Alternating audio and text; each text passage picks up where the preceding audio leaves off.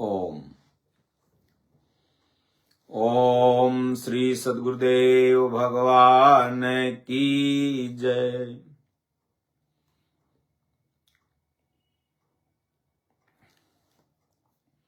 बोलो जय सिया राम, जय जय सिया राम। दीन दयाल बिरद संभारी, हरौ नाथ मम संकट भारी। मन महापुरुष कहते हैं कुछ और, वेद शास्त्र कहता है कुछ और, लेकिन आदमी का जो मन है वो मानता नहीं है। ये तर्क ही ताड़का है। कहें गुरु के वचनों में गुंजाइश, कलयुग की तिकड़मबाजी। गुरु के वचन प्रतीत न जेहि, सपने सुगम न सुख सिद्धि तेहि। तो आज की भगवत चर्चा में हम सब लोग ये जानने का प्रयास करेंगे कि गुरु जो कहें अक्षरशः मन हम सभी का मान ले, ये अवस्था कब आएगी। गुरु जो कहते हैं वो अक्षरशः ये मन मानता नहीं, ये कुछ न कुछ अपना तिकड़म लगाता है। कबीर साहब ने बड़ा सुंदर ढंग से इसे समझाया है। जैसे प्रैक्टिकल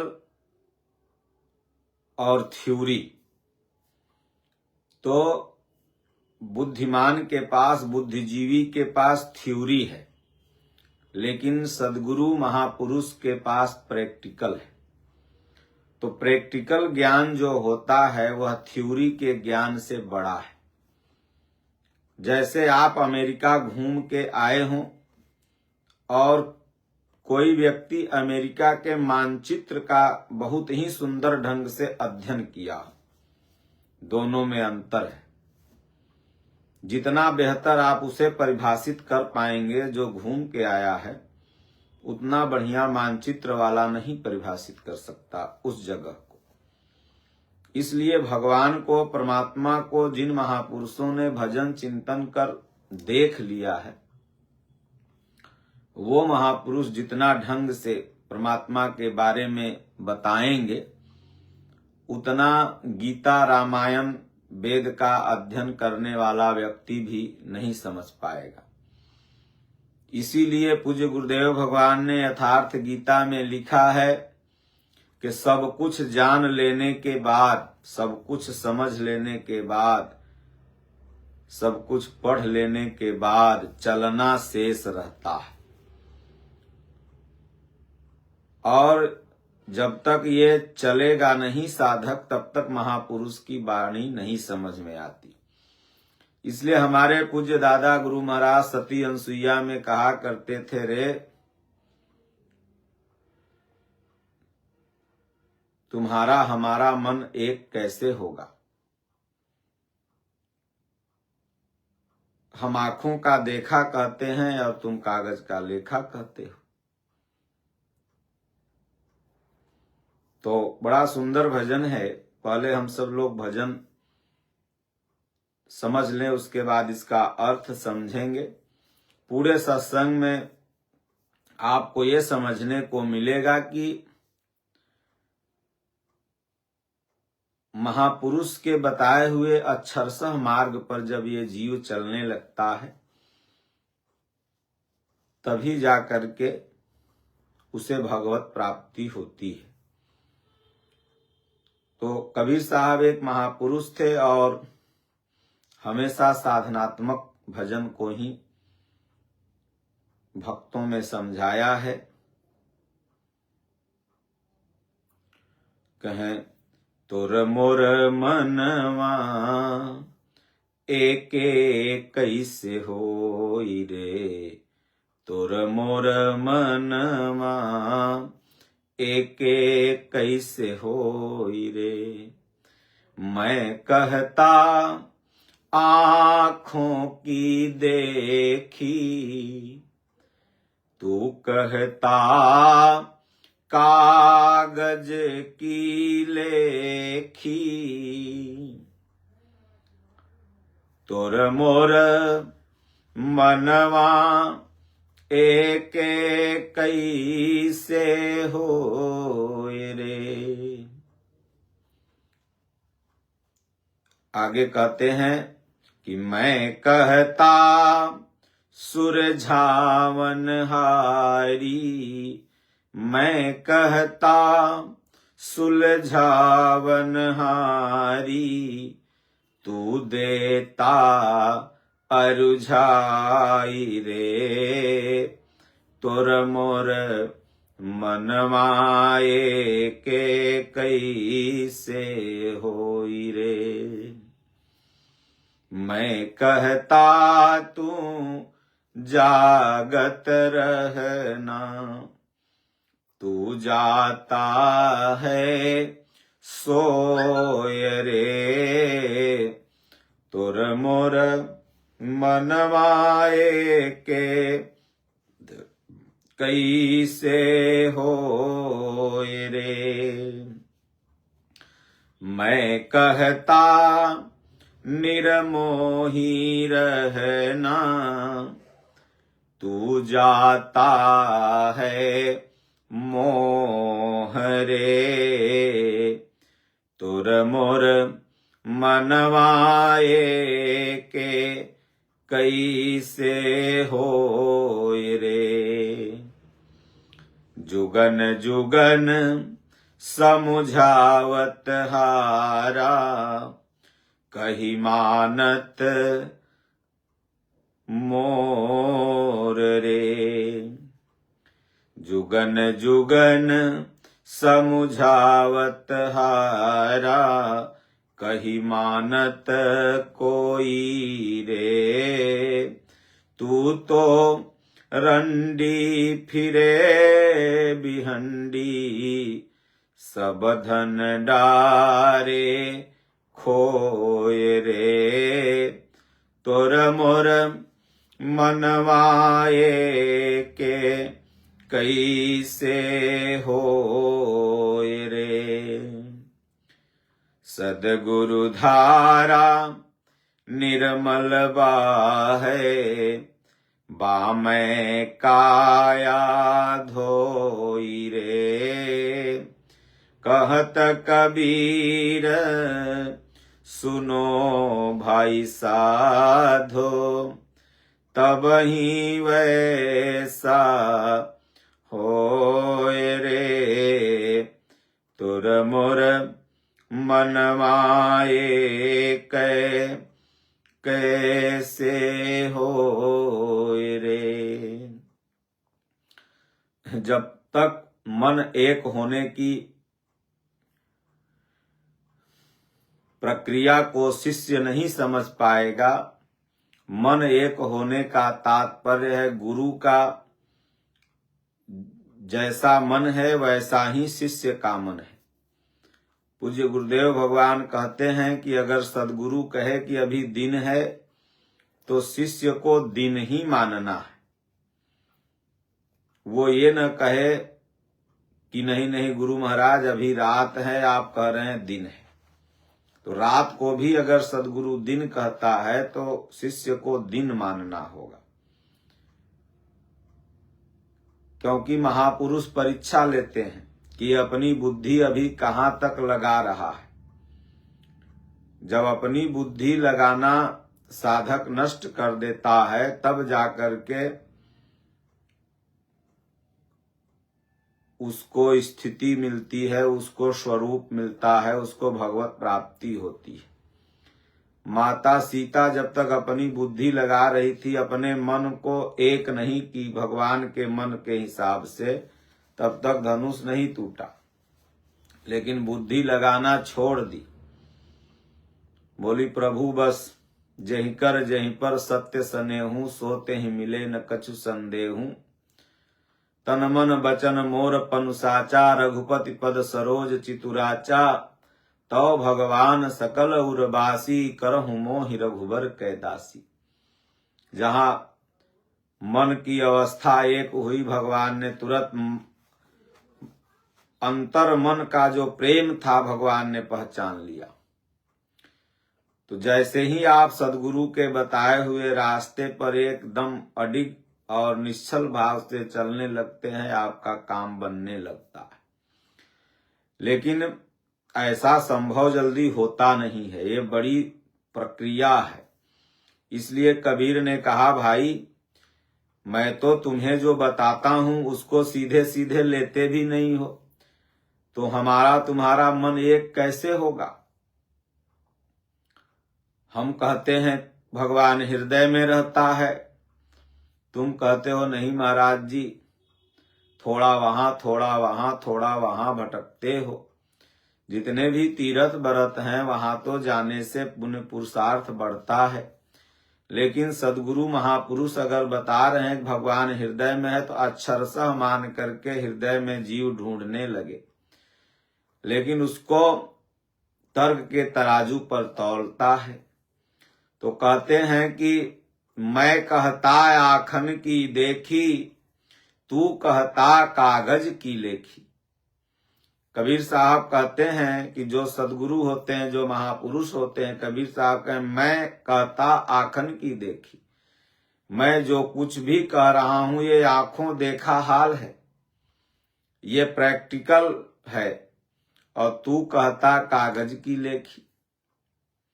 बड़े बड़े इंजीनियर, बड़े बड़े डॉक्टर, इंजीनियर लोगों को तमाम ऐसे इंजन, इनको इंजन चलाने नहीं आता है, वो हेल्पर इंजन चलाता है।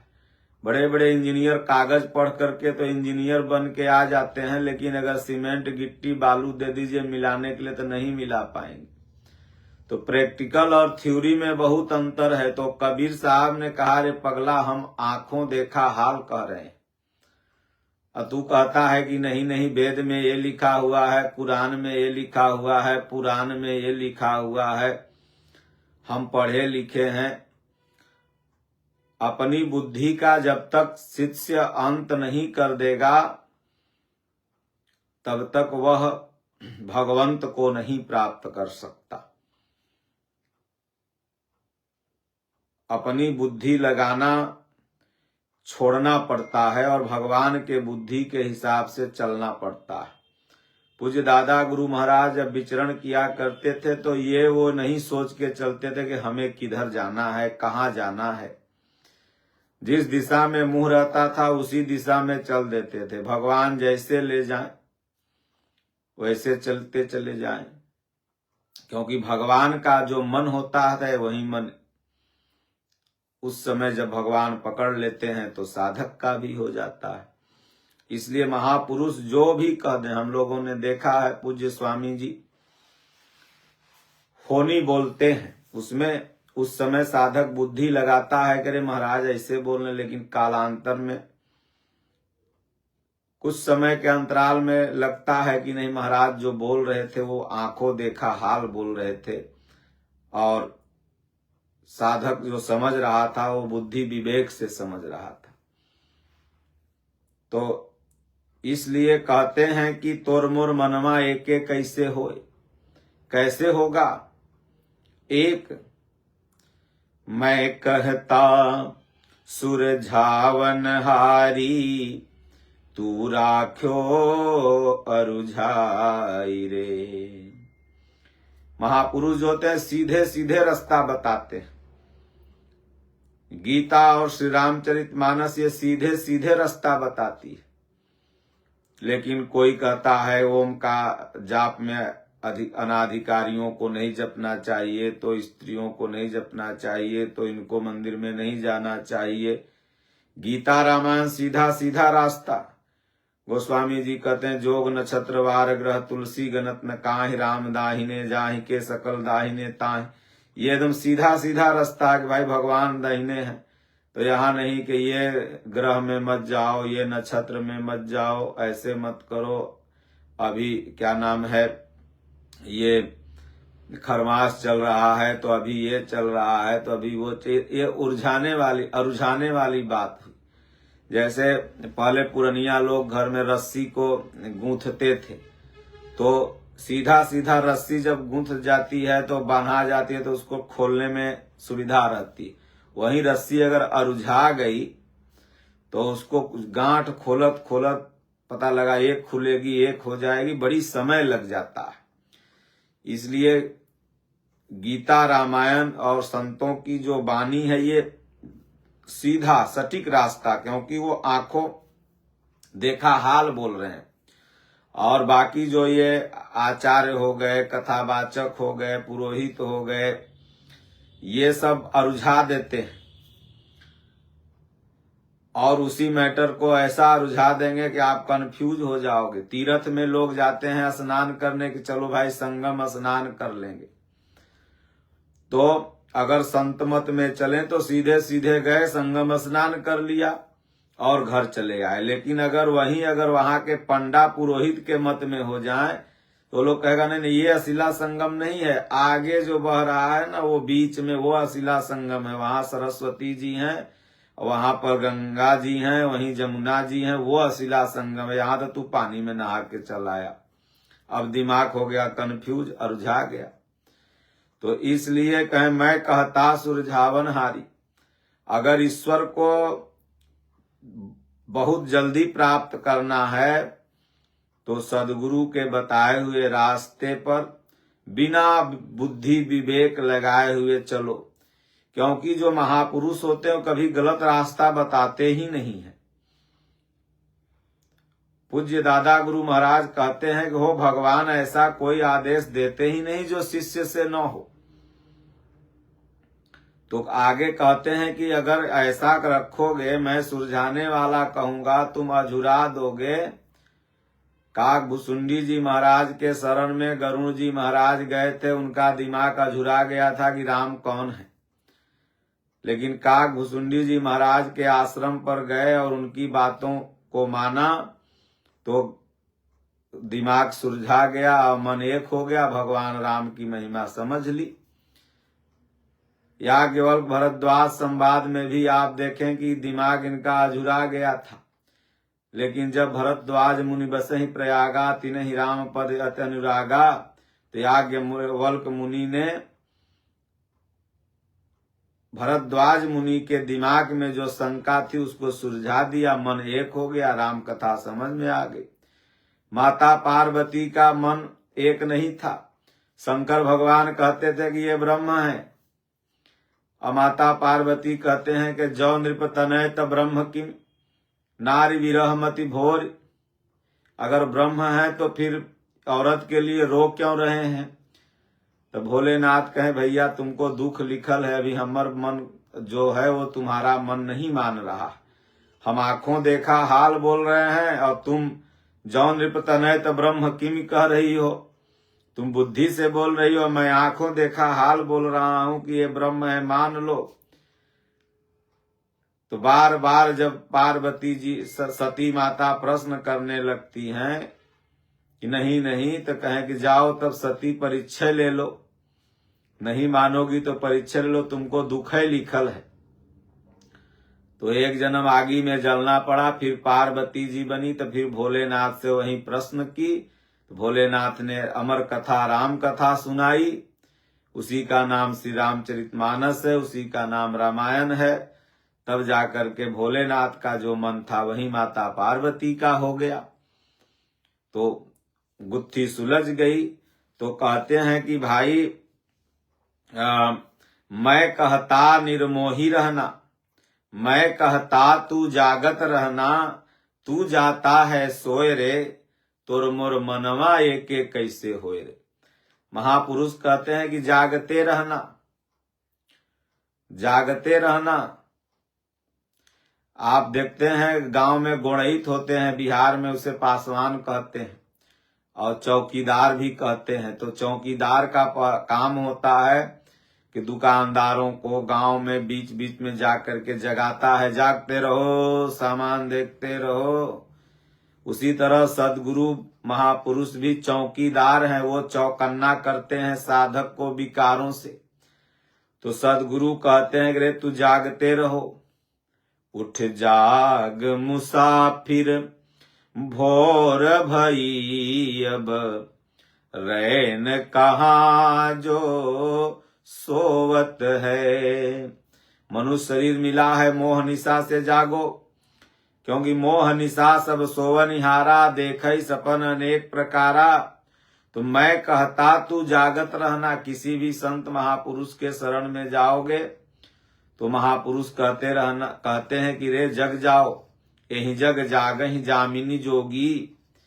बहुत दिन मोह निशा में सो लिया, अब जागो तो कहें जाग के क्या करो, तो कहें भजन करो। भजन, अपने मन को एक परमात्मा में लगाओ। और तू जाता है सोए। यहाँ से तो भाई आश्रम में जब लोग जाते हैं तो कहते हैं अब घर जाएंगे तो 2 घंटा भजन करेंगे, 5 श्लोक गीता पढ़ेंगे, स्वामी जी ने बताया है। और घरे जाएंगे तो फिर सो जाएंगे, वहीं काम लगेंगे करने जो पहले कर रहे थे।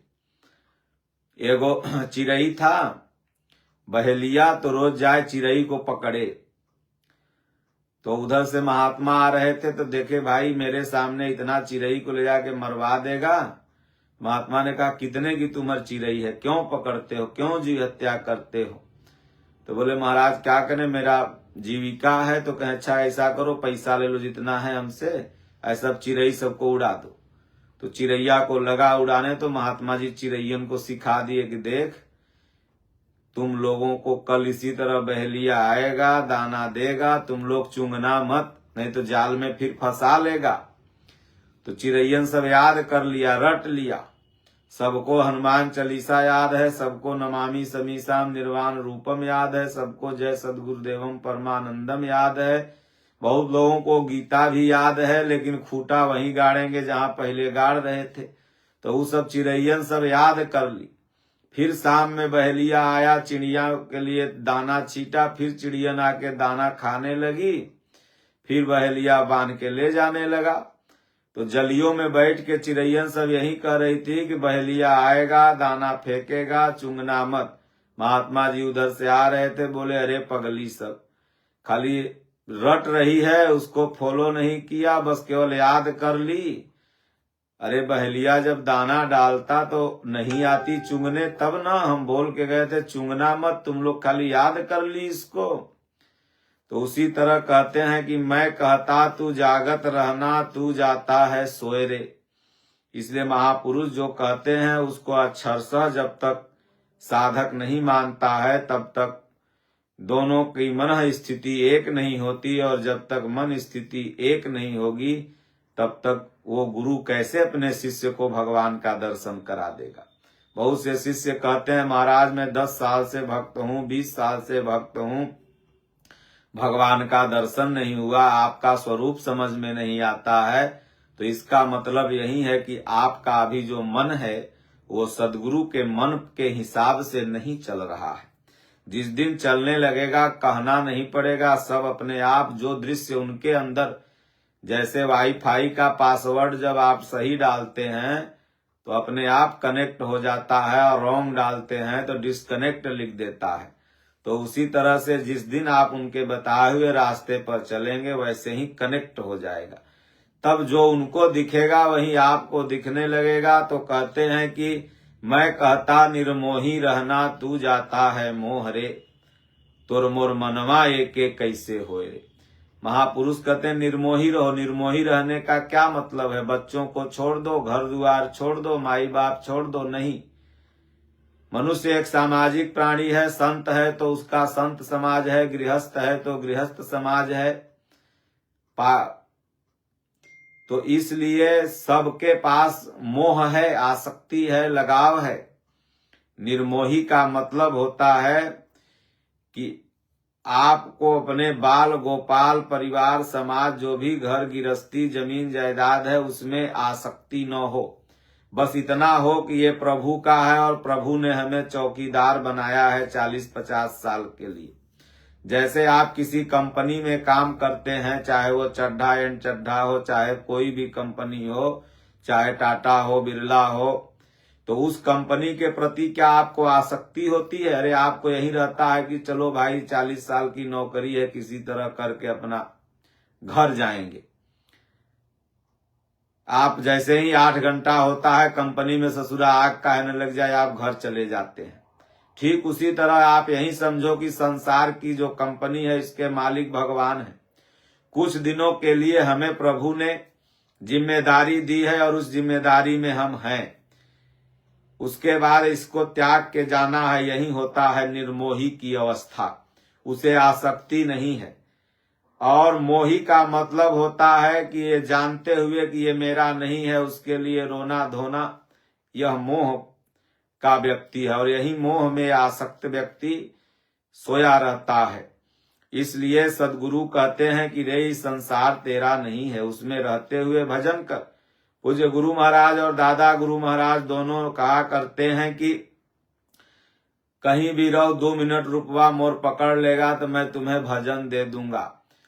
स्वामी जी कहते हैं 3 बार यथार्थ गीता अगर मन से पढ़ लेगा तो भजन जिसका नाम है वो तुम्हें मिल जाएगा। तो इसलिए कहते हैं कि जुगुन जुगुन समझावत हारा, कही मानत कोई कोई रे। महापुरुष समझाते हैं लेकिन उसमें करोड़ों में से कोई एक मानता है उस बात को। रामकृष्ण परमहंस महाराज के बहुत से शिष्य थे लेकिन स्वामी विवेकानंद जी ही समझे। भगवान बुद्ध के बहुत से शिष्य थे लेकिन कुछ ही भिक्षु पार हुए। दादा गुरु महाराज के बहुत शिष्य थे लेकिन 7 ही पार हुए। 7 में से भी कुछ ऐसे महापुरुष जो पूर्णत्व को पाए, जैसे गुरु महाराज हो गए, धारकुंडी महाराज हो गए, पूज्य भगवानंद महाराज जी हो गए। तो इसलिए कहने का तात्पर्य है कि कोई कोई समझता है महापुरुषों की वाणी।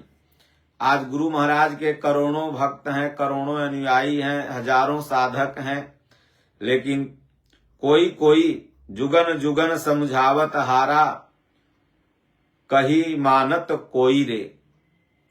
महापुरुष अब देखिए, भगवान कृष्ण समझाते समझाते चले गए, भगवान राम समझाते समझाते चले गए, आदि गुरु भगवान शिव समझाते समझाते चल गए। भगवान शिव कहते हैं उमा कहूं मैं अनुभव अपना, सतहरि भजन जगत सब सपना। लेकिन शिव जी की वाणी कितने लोग मानते हैं?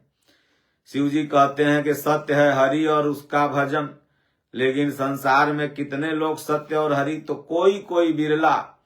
इसलिए स्वामी जी कहते हैं कि कोई बिरला संत जगत में पहने सत की टोपी। कोई बिरला ही पाता है सदगुरु की हाट अलग लागी, वस्तु अमोल खोल गुरु बैठे, पावेगा कोई बड़ भागी। तो इसलिए कोई कोई महापुरुषों की बात मानता है। तो तू तो रंडी फिरे भिहंडी। रंडी शब्द का यहाँ कबीर साहब प्रयोग करते हैं। रंडी का मतलब होता है जिसका कोई एक भगवान न हो, कोई एक पति न हो, जो जिसकी आस्था अभी इधर उधर भटक रही है, कभी इधर कभी उधर, कभी उधर कभी उधर। जैसे एक नारी होती है तो पतिव्रत नारी को क्या कहते हैं कि उसकी एक पति में ही आस्था होती है। लेकिन जो नारी गलत होती है उसका कई पतियों में आस्था होती है, तो उसको क्या कहा जाता है? रंडी। इसलिए कबीर साहब ने ऐसे साधकों को रंडी की संज्ञा दिया। कहे फिरे बिहंडी सब धन डारे खोय रे। जैसे अपनी पत्नी के चक्कर में न रह करके कोई बिहंडी रंडियों के चक्कर में रह के सारा धन खो देता है, उसी तरह से एक साधक, एक भक्त, एक शिष्य अपनी आस्था को इधर उधर भटकाते हुए, ये धन क्या है? तो कहें सबसे बड़ा धन आपका ये समय है। रुपया पैसा धन नहीं है। जो 50, 60, 70 साल, 80 साल का जो समय मिला हुआ है हम सभी को, वो इधर उधर तीर्थे व्रत काटते काटते खत्म हो गया और भगवानों नहीं मिले। तो कहें अब पछताए होत का जब चिड़िया चुग गई खेत। तो इसलिए कहते हैं सब धन ढारे खोय रे। सारा धन खत्म हो गया, फिर वहीं रोने को आंसू नहीं मिलेगा। इसलिए समय रहते भगवान से प्रार्थना करना है कि हे प्रभु आप सदगुरु रूप में जहां भी हो, क्योंकि मैं तो नहीं पहचान पा सकता कि कौन सदगुरु हैं, कौन महापुरुष हैं, कौन अच्छी बात बता रहे हैं, क्योंकि जहां जाओ भीड़ ही भीड़ है। भीड़ देख करके लोग आजकल गुरु बनाते हैं कि वहां गए थे तो 50 लाख का भीड़ था, वहां गए तो 10 लाख का भीड़ था, वो बाबा में बड़ा शक्ति है।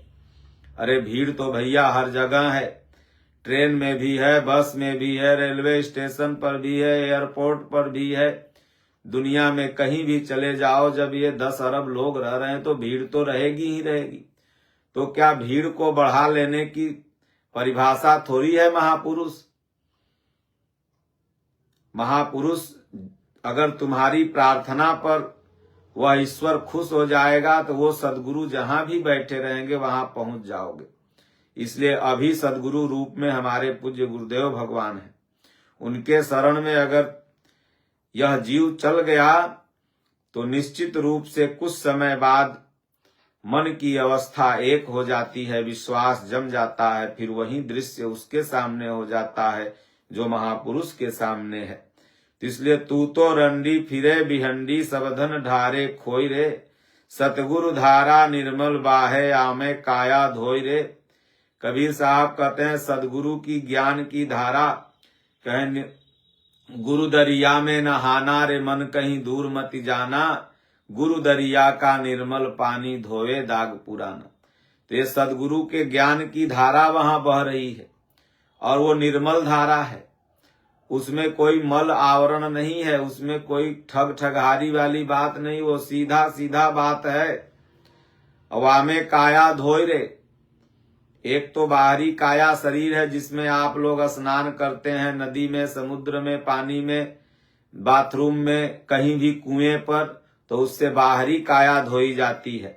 लेकिन सदगुरु का जो ज्ञान है वामे काया धोई रे, मन, ये मन की स्थिति एक काया है, मन भी एक, मन को भी धोना पड़ता है, मन गंदा है, जन्म जन्म का विषयों में डूबा हुआ है, तो वो सदगुरु के ज्ञान रूपी धारा में धोएगा।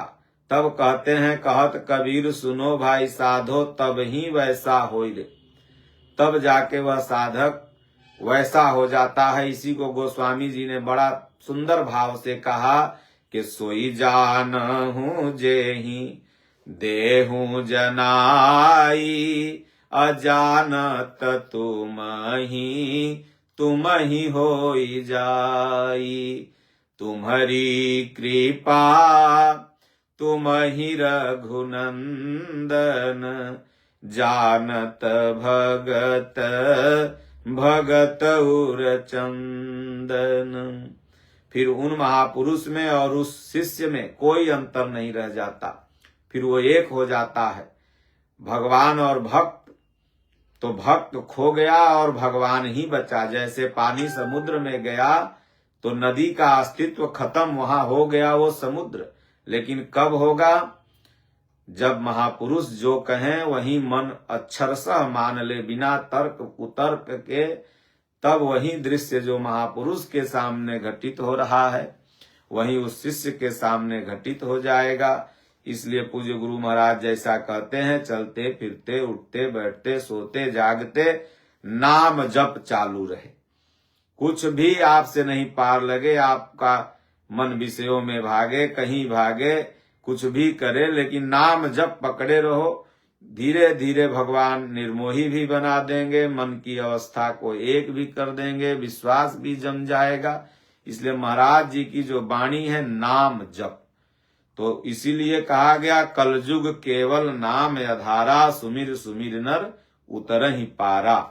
तो हर अवस्था में जब सोने जाइए तो 5 मिनट बैठ के राम राम राम राम या ओम ओम जपते हैं तो ओम ओम, और उसके बाद फिर अपना सो जाइए धीरे से नाम जपते हुए। तो देखिएगा कि सपना भी बढ़िया आएगा। बहुत से लोग आते हैं, महाराज हमको भय लगता है, सपना में नींद नहीं आती है, डिप्रेशन का शिकायत है, तो 35 साल से कष्टे में है, तमाम इधर उधर, तो नाम जपते हुए सो जाओ, फिर उठो सुबह में, फिर अपना धरती माता गोड़ लगो, फिर माता पिता अगर हैं घर में तो गोड़ लगो, गुरु महाराज को पैर छुओ, दंडवत करो, और उसके बाद फिर अपना काम जो भी तुम्हारा भगवान ने जिम्मेदारी दिया है, क्योंकि ये संसार भी भगवाने का बगिया है और संसार में जो भी कर रहे हो वो भगवाने का काम कर रहे हो। ऐसा नहीं कि वो माया मोह है, केवल तुम्हें ये समझना है कि ये भगवान की फैक्ट्री है और ये भगवान का काम है, मैं उनका दास हूं, उनका नाम जपते रहना है। तो इसलिए तब तो तुम निर्मोही हो गए। अब तुम समझोगे मेरा है, तब तुमको मोह धैले। तुम्हारा का है तो भगवान का है। कहीं मनुष्य मालिक नहीं बल्कि मुनीम है। मुनीम माने मुंशी होता है, चौकीदार होता है। तो इसलिए चलते फिरते खूब नाम जपो। बोलो गुरुदेव भगवान की जय।